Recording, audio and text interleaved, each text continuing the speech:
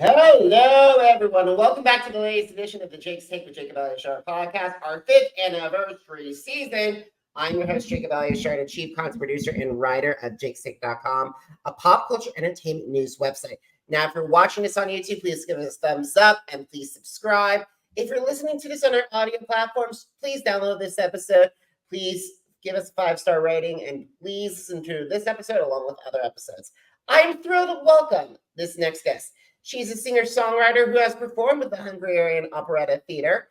As of this recording, she has over 9.4 thousand Instagram followers, and her music has been viewed over 8 million times on social media. So please help me welcome Barbara Nadas to the podcast. Hello. I'm so excited to be here. Thanks for having me, Jacob. You are so welcome, Barbara. It is a thrill to have you here. Thank you so much for taking time out of your schedule to speak with me today. I really appreciate it. Thank you. All right, so Barbara, when did you get interested in performing, and how did that passion evolve and desire to pursue a career in the recording industry? I think I was always passionate about music, even as a child. I love to perform to my family, different kind of acts. Honestly, I love to make fun of them. I made a little bit of parody of them and everyone was laughing. And I sang for them and I got my first mic. I don't know when, maybe I was 5 from my father. It was red. And so basically it just, it was a mark of no return, I guess. And so I've been always singing as a teenager in some teenage bands, but the big dream was always to sing my originals. And when I first got into a studio of a music producer and I showed him my a cappella recordings on my phone, and he was like, yeah, that's the one. We will do a song from this one. And I was like, okay. And basically a few hours later, I just, walked out from the studio with my first ever demo and I listened to it in my car. And it was such a great feeling to create something from scratch that I fell in love with it immediately. And I was like, yeah, I want to do it again and again. That's amazing. Especially, it's great no matter what you do, no matter if it's a song or a piece of music or even a podcast. Creating something from nothing, there's no such thrill. Exactly. You know the feeling. Absolutely. So who were some of the singers and musicians that have influenced your sound, Barbara? I really love Amy Winehouse. I love how she just rejuvenated jazz and made it also listenable and popular in pop culture.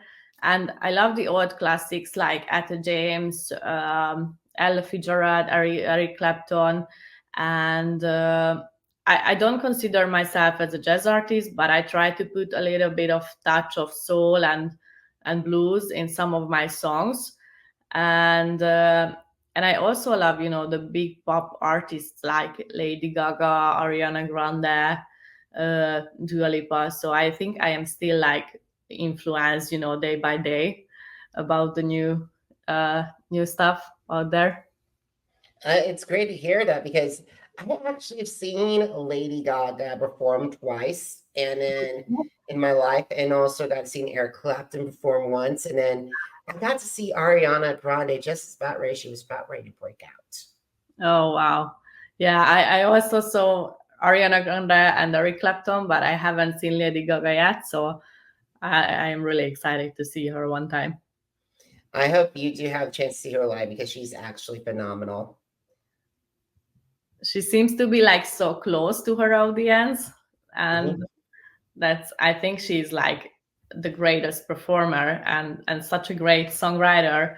I love her lyrics, I love her performance, and actually she's very good in different genres and different fields like film, and also she has a jazz album with Tony Bennett, which is amazing, but also she's so extravagant in and created basically a different kind of pop culture. So I love her, different styles and faces.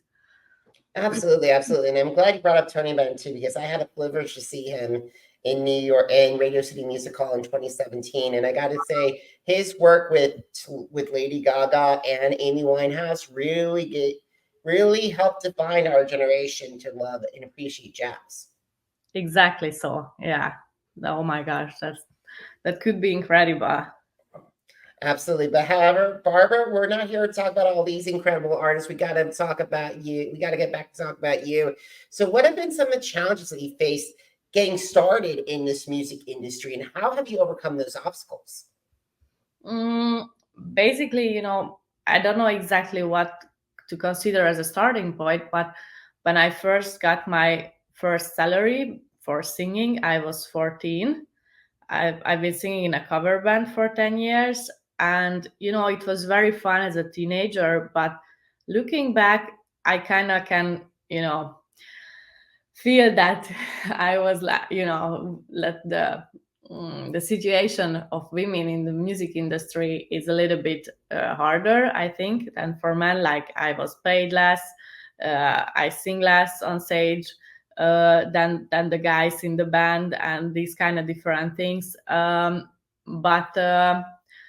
But even though this, I'm still thankful because I could practice and get a lot of experience from this type of singing. And when I started to record my song, I would say the biggest challenge was like, I had to figure out everything by myself, how to do a premiere, how to arrange an interview. And I felt like even though I reached very good views as an unknown artist, I wasn't on TV, I wasn't on any talent shows. And so as an independent unknown somebody, I reached very, very good views, but I still felt like it is unsuccessful because the radio wasn't playing my song. And I thought, things like this just happen by themselves. Like if you make a good song, the radio will call you, they will call you to make interviews, blah, blah, blah. And then I figured it out that basically there's a lot of work going on behind the scenes, and you have to be also a manager in regarding your career. And it's also hard to decide sometimes how much do you invest in your own career, because photo shoots and music videos can be extremely expensive. And I am a creative, so if I have a sick idea, I just go with the flow. So it's hard to stay on the ground and stay realistic sometimes, because I love to create. And so that's what I'm still learning. I think we all have to learn something, and especially just because I always look at artists now who appear on shows like AGT or The Voice, and just because you appeared on the show doesn't mean that you are going to be successful. You have to have the social media, you have to build up your social media, you have to have an ongoing presence. Yeah, exactly. And this is also what I learned, that there is not like a magic appearance or a magic tool that will save you forever. So even though if you are on television once, even though you have a great hit, it's just a moment. You have it for a month or maybe for a year, and so it's really it's not a project, it's more of a lifestyle. So I had the point when I was shall I choose this path? And I was like, if I do, I have to enjoy the whole process of creating, which I really love, and not waiting for something to happen to me that will make me famous forever. So, and not to mention the fact you've been at a very young age too. I'm thinking of so many of the greats: Bruno Mars, Beyonce, Britney, Taylor. They all started Gaga. They all started out when they were young and built and built. It's you have to build. Yeah, exactly. That's what also we don't really see as an audience. You see somebody, a big star that starts to just bloom up, and you're like, oh my God, where is she coming from? Where is he coming from? And then you search for them, and you figure out that basically they are doing this for ages. So it's like really like a process. It's not a boom. So yeah. Absolutely, absolutely. And I feel like ever since we've had social media and we've had these TikTok numbers and like what it did for the D'Amelio family and what it did for Olivia Rodrigo, we want to be in a gratitude, like a quick gratitude society on the fast track to fame. Yeah, that's TikTok has, I think, completely changed the music industry.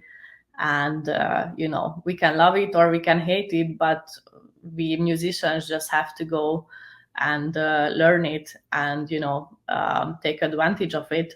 And I think we can, but also I love to be careful with this kind of thing, because TikTok kind of feels like a casino to me, because I already reached like a high views and went viral a few times. And if you did, you always want to create something that goes viral, that is watched by a lot of people.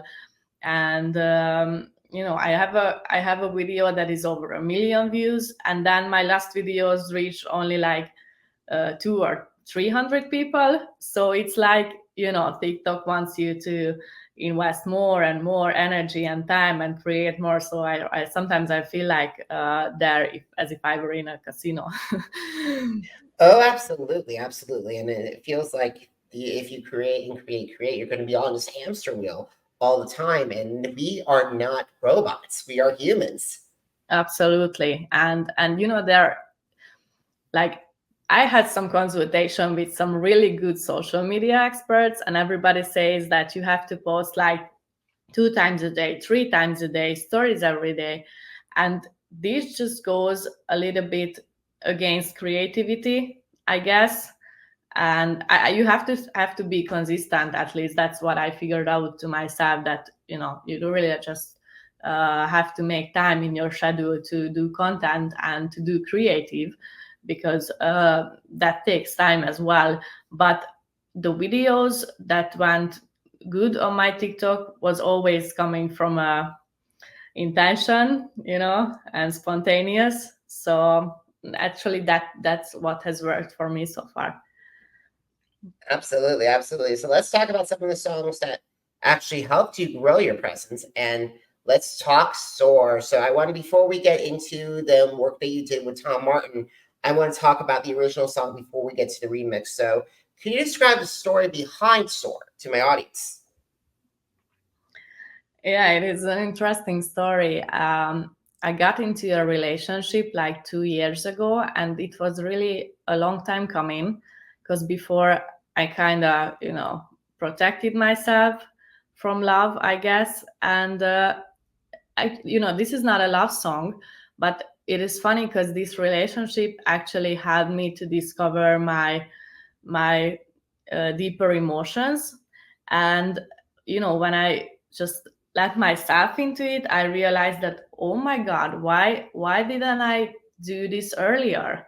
Like, it just feels good to love, to receive love, to give love, to be myself. And this has also helped me to be myself more as an artist, and be true to myself, and to let myself be a full-time artist. And this is also like the lyrics at the beginning, that I realized that my mind was a jail. I sent myself because I was ashamed how I love and I pray.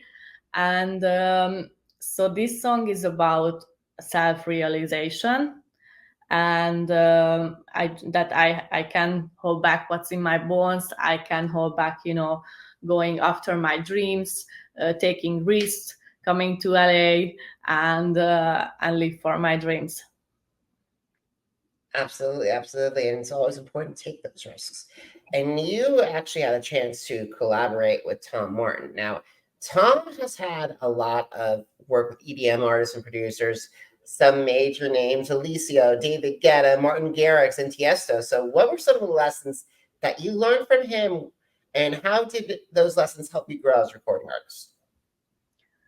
I've always had this dream to sing at an EDM record, and we had the idea to, remix a famous song. And then I was like, why don't we remix my song?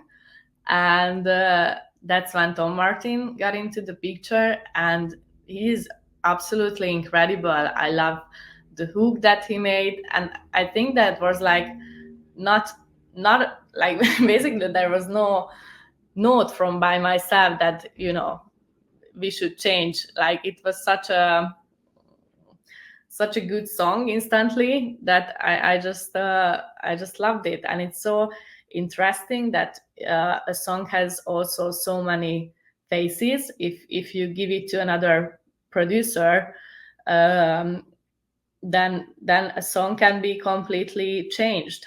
And when I first listened to it, I was sitting in a cafe and they sent it over, and we did this online. So actually I never met him in person. That's the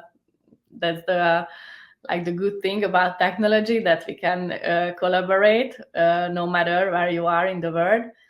So I've been sitting in a cafe in Budapest, and I just listened to it on my headphones, and I was like, oh my god, I have to go home immediately and listen to the song on big speakers. And I did, and I don't know, it felt incredible, and discovering a new genre basically. Absolutely, Barbara. And here's the thing. I'm so glad that you did SOAR and remix SOAR. It's a fabulous song.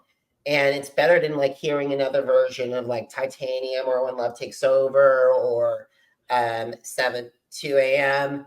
It's like, I think having it's a better, or 11:30. I got to say, it's a much better option that you did. And I think you found success with that song. Thanks so much. Thank you. You are so welcome. So have you thought about the dream collaborators, like the singers, the songwriters, the producers, the musicians, and how would they enhance your sound?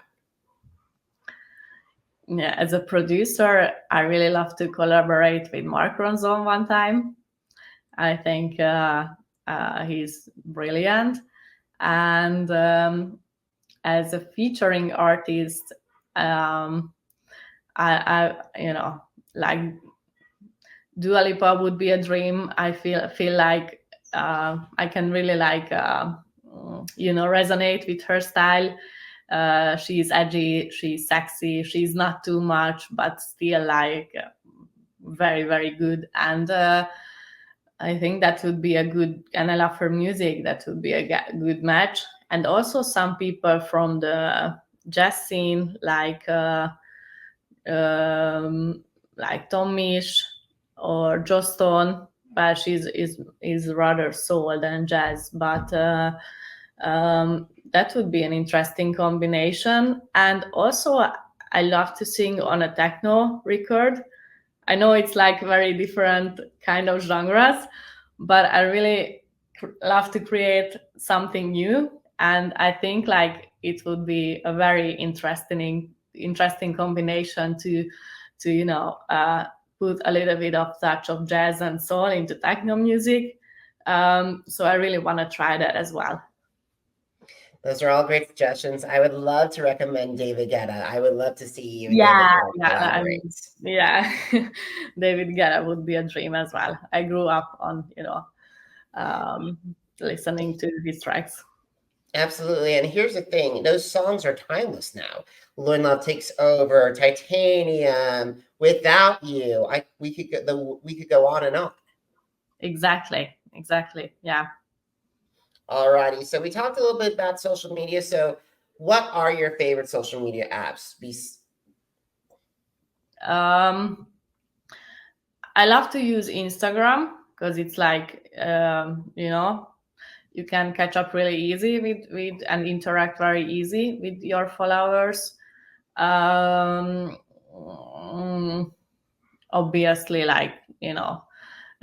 TikTok is a tool now, and it reaches wider audience, not only your followers. So that's very good. I just started to use Thread. I'm not really sure now if it's for me or not, but at least I started. I think it's really, just started as well, so I don't experience a lot of activities on that platform yet. So I'm still discovering that. Awesome. So last question, are you ready? Sorry? Last question, are you ready? Yeah. So besides social media, where can my audience find your music?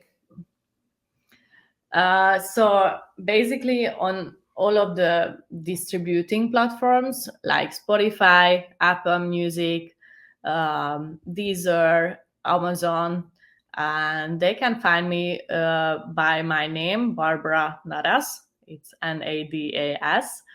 And we will just release my first full album.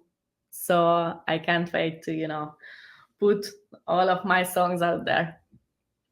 And I can't wait to hear that music. So make sure, guys, that you keep an eye on jake-shake.com to find Barbara's album. But first, if you missed an episode of the Jake's Take with Jacob Elyachar podcast, visit our channels on Amazon Music, iPod, Apple Podcasts, iHeartRadio, Spotify, and Spreaker, and also Podchaser. It's Jake's Take with Jacob Elyachar, JACOBELYACHAR. Now, are you on social media? Because I'm on social media too. Facebook, Instagram, Threads, Twitter, and YouTube. Jacob Elyachar, JACOBELYACHAR. And guys, want to know what's going on with this season of America's Got Talent? Who won the latest season of the Masked Singer USA? Want to know my take on Barbara's music and more interviews? Visit jake-shake.com, the blog that started off, jake-shake.com. Barbara, thank you so much for taking time in your schedule to talk with me today. I really appreciate it. Thank you. Thanks for having me, and I appreciate it. And I loved your questions. Thank you so much, and I really appreciate it. And guys, thank you so much for watching. Thank you so much for listening. Until next time, have a great one, everybody. Goodbye.